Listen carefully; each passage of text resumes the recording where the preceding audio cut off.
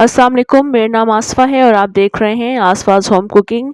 आज एक और बहुत ही मज़े की रेसिपी आपके साथ शेयर कर रही हूँ। 2 तरह की चटनियाँ बना रही हूँ। नारियल की चटनी है और टमाटर की चटनी है। दोनों आसान रेसिपीज़ हैं मगर बेहद लज़ीज़ हैं। आप इन्हें किसी भी चीज़ के साथ खा सकते हैं, यानी सिंपल राइस के साथ, दाल-चावल के साथ, बारबेक्यू के साथ, इवन कि आप इसके साथ रोटी भी खा सकते हैं, यानी कि ये सालन के तौर पर भी खाई जा सकती हैं। बहुत टेस्टी है, बहुत आसान सी रेसिपीज़ हैं और आपने ये रेसिपी ज़रूर देखनी है। रेसिपीज़ अच्छी लगे आपने लाइक भी ज़रूर करना है। तो चलें मज़ेदार सी चटनियाँ बनाना शुरू करते हैं। यहाँ मैं सबसे पहले टमाटर की चटनी बना रही हूँ, जिसके लिए मैंने 2 अदद बड़े साइज़ के टमाटर लिए हैं। क्वांटिटीज़ आपने टमाटर के हिसाब से लेनी है, जितने आप टमाटर शामिल करेंगे स्पाइसेस भी उतने ही शामिल करेंगे। 1 टीस्पून नमक है, 1 टीस्पून भुना हुआ ज़ीरा है और 1 टीस्पून इसमें कुटा हुआ धनिया है। आप साबुत धनिया भी इस्तेमाल कर सकते हैं।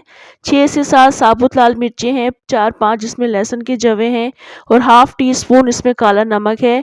इसके अलावा इसमें 1 अदद इस तरह का लीमू है, इस साइज़ का लीमू है, इसका जूस डालना है हमने।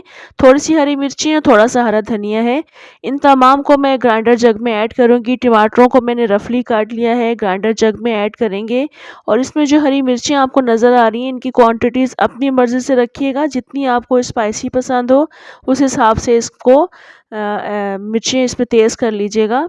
तो तमाम चीज़ें ग्राइंडर जग में ऐड करेंगे, थोड़ा-सा पानी इसमें शामिल करके इसको फाइन ग्राइंड कर लेंगे।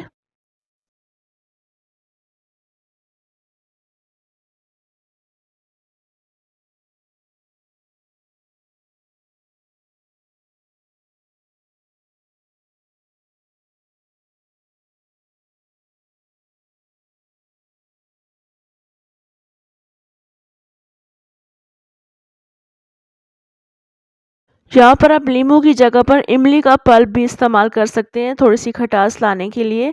तो मैंने अब ये चटनी ग्राइंड कर ली है, फाइन ग्राइंड कर ली है, इसको एक बाउल में ऐड कर देंगे और ये बहुत टेस्टी, बहुत मज़े की चटनी बनकर तैयार हो चुकी है। ये आप देख सकते हैं माशाल्लाह ज़बरदस्त सी चटनी है, इसे आप रोटी के साथ भी खा सकते हैं। तो अभी यहाँ पर मैं दूसरी चटनी बना रही हूँ जो कि नारियल की चटनी है। कुछ हरी मिर्चें हैं, 1 बड़े साइज़ का लीमू है और 2 अदद लहसुन के जवे हैं और इसमें पुदीना इस्तेमाल किया जाएगा।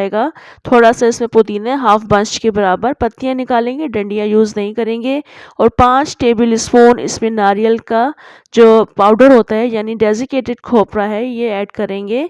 तो पहले मैं इसमें पुदीना ऐड कर रही हूँ, तमाम चीज़ें इसमें बारी-बारी ऐड कर देंगे और इस तरह से नींबू का जूस इसमें इस्तेमाल करेंगे। यहाँ पर आप इसमें इमली का पल्प इस्तेमाल नहीं कर सकते हैं।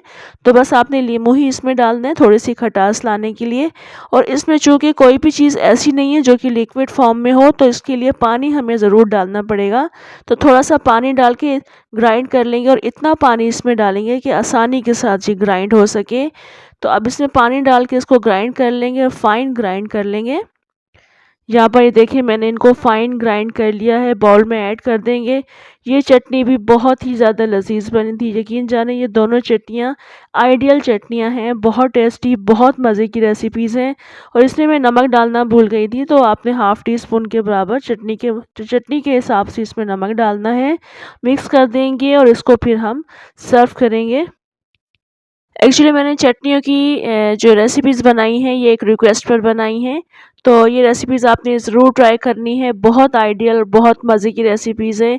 आप इसके साथ बारबेक्यू को ट्राई कीजिएगा, बहुत अच्छी लगती हैं और दाल-चावल के साथ, इवन कि पुलाव के साथ भी ये चटनियाँ अच्छी लगेंगी आपको और रोटी भी इसके साथ खाई जा सकती है। रेसिपीज़ को आपने ज़रूर ट्राई करना है, इंशाल्लाह बेहद पसंद आएँगी। रेसिपीज़ अच्छी लगे आपने लाइक भी ज़रूर करना है।